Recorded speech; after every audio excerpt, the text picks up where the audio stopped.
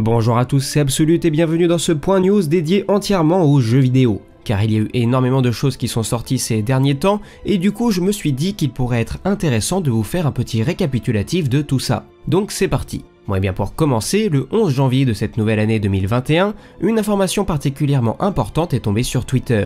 La branche de Lucasfilm, que certains connaissent plus certainement sous le nom de LucasArts, fait son retour sous son nom d'origine, Lucasfilm Games.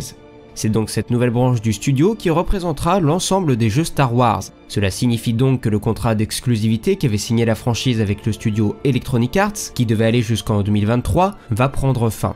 Et cela va permettre à Lucasfilm Games de travailler avec d'autres grands studios de jeux vidéo. Et l'information n'a pas tardé à tomber, mais le premier grand studio qui se voit chargé de développer un nouveau jeu Star Wars après EA sera donc le très connu Ubisoft, responsable entre autres des Assassin's Creed ou bien encore des Far Cry pour ne citer que les plus connus. Ce jeu, décrit comme étant un monde ouvert, devrait essentiellement se concentrer sur l'histoire. On peut dès lors imaginer un jeu solo, mais reste à savoir maintenant ce qu'ils entendent par monde ouvert. Car un monde ouvert dans Assassin's Creed, c'est différent de ce que l'on peut imaginer dans Star Wars. Est-ce que nous aurons une map gigantesque mais limitée à une seule planète? Ou alors plusieurs maps de taille moyenne sur différentes planètes, mais dans ce cas, comment se passeront les voyages? En temps réel, un peu à la manière de Fallen Order, ou bien alors en temps de chargement? Pour le moment, nous n'en savons rien. Le jeu n'en est qu'à ses débuts, et les seules informations dont nous disposons sont que le jeu sera développé par le studio Massive, qui a notamment bossé sur les jeux The Division ou South Park. Il sera chapeauté par le directeur créatif Julian Gericti, je m'excuse pour la prononciation, qui a travaillé sur The Division 2 et The Crew, et que le moteur de jeu utilisé sera le Snowdrop Engine, un moteur directement développé par ce studio, et qui est décrit par Wikipédia comme parfaitement adapté pour des jolis effets visuels, de lumière ou bien encore pour les répercussions sur les décors, et il a notamment été utilisé sur The Division 2. Alors tout cela ne signifie pas que Electronic Arts ne va plus faire de jeux vidéo Star Wars, bien au contraire. Car nous savons déjà qu'une suite de Fallen Order est déjà en développement, et nous attendons d'ailleurs des informations là-dessus pour savoir quel jeu Star Wars est susceptible de sortir en 2021, car pour l'heure, seul le jeu Lego Star Wars dont on parlera tout à l'heure est prévu pour le printemps. Mais sinon, nous n'avons pas encore d'informations.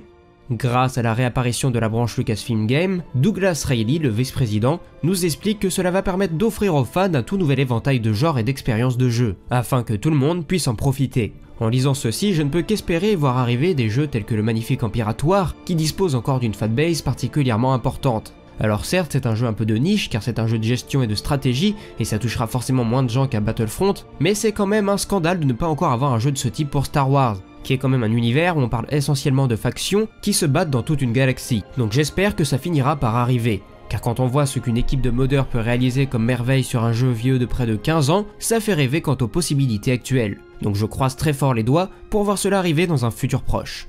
Enfin, comme je vous l'expliquais, l'histoire de EA avec Star Wars n'est pas pour autant terminée. Car d'après le vice-président, plusieurs projets sont en cours de développement par les équipes d'Electronic Arts, et que la relation entre EA et Lucasfilm n'a jamais été aussi solide. Il faut dire que les deux derniers jeux en date, que ce soit Fallen Order et Squadrons, ils ont tous deux été de bonnes surprises, avec apparemment des ventes supérieures à leurs pronostics. Comme nous l'avait indiqué Matt Martin, membre du Story Group il y a quelques semaines seulement, il semble bien en effet que l'avenir de Star Wars en termes de jeux vidéo n'a pas été aussi enthousiasmant depuis fort longtemps. Et comme le conclut le vice-président, ce n'est que le début d'une année qui risque d'être à la fois très riche et excitante pour Lucasfilm Games, donc on ne peut qu'espérer avoir de bonnes nouvelles dans les semaines et mois à venir. Mais ce n'est pas tout ce que j'ai à vous présenter aujourd'hui. Car hier soir sont sorties de nouvelles informations concernant le prochain jeu Lego Star Wars, que j'attends énormément et que je m'empresserai de faire en live sur Twitch. Oui, c'était le petit instant coup de pub. Car oui, je suis un grand fan des jeux Lego, car lorsque j'avais 10 ans, j'ai énormément joué à la saga complète sur Wii ou bien encore à la trilogie originale sur Nintendo DS, même si j'ai aussi pas mal poncé Lego Star Wars 3 qui se concentrait sur The Clone Wars à sa sortie. Bref, il nous a été annoncé hier via le site Brick Fanatics qui relayait des informations apportées par Don McDiarmid, l'un des salariés de TT Games dans le magazine officiel de PlayStation, que le prochain jeu Lego Star Wars compterait plus de 300 personnages jouables, ce qui fait 75 personnages de plus que le dernier Lego Marvel par exemple.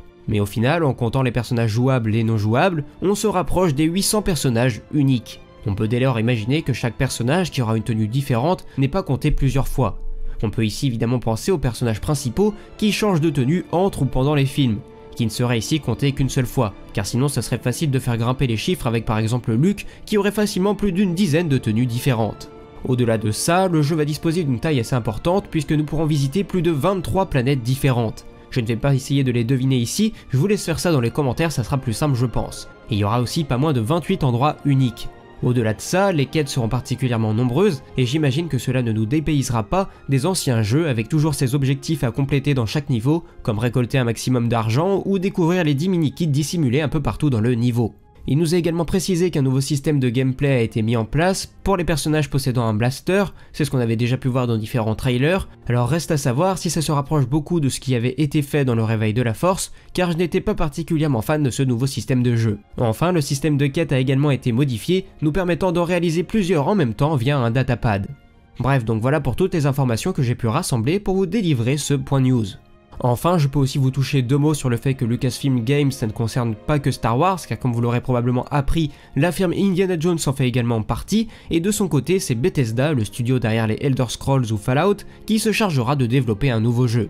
Alors je ne sais pas ce que vous pensez de tout ça de votre côté, mais du mien j'admets que je suis assez enthousiaste, car même si le bilan d'Electronic Arts n'est au final pas si catastrophique que cela, alors certes Battlefront 2 a eu un démarrage catastrophique et Squadrons ne peut pas plaire à tout le monde, et puis on peut regretter qu'il y ait eu assez peu de jeux au final dans cette période particulièrement faste pour Star Wars qu'ont été les années 2015 à 2020, avec la sortie d'un film Star Wars par an ou presque, et quand on compare avec le nombre de jeux qui sont sortis à la période de la prélogie, ça a fait un peu dérisoire à côté. Alors je sais bien que mon exemple est un peu injuste et je le reconnais totalement, car c'est beaucoup plus long et beaucoup plus cher aujourd'hui de produire un jeu qu'il y a 20 ans.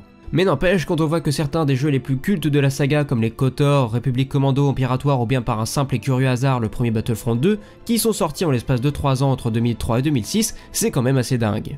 Bref, j'espère donc que le retour de Lucasfilm Games nous permettra d'avoir dans un avenir proche plus de jeux, mais aussi sur des styles différents, car Star Wars a la chance d'être un univers sur lequel on peut plus ou moins tout faire, même les Sims, alors j'espère bien qu'on finira par avoir un nouveau jeu de gestion. Sur ce, la vidéo est à présent terminée, j'espère qu'elle vous aura plu et je vous invite donc dès à présent à débattre paisiblement dans les commentaires de toutes ces nouvelles informations.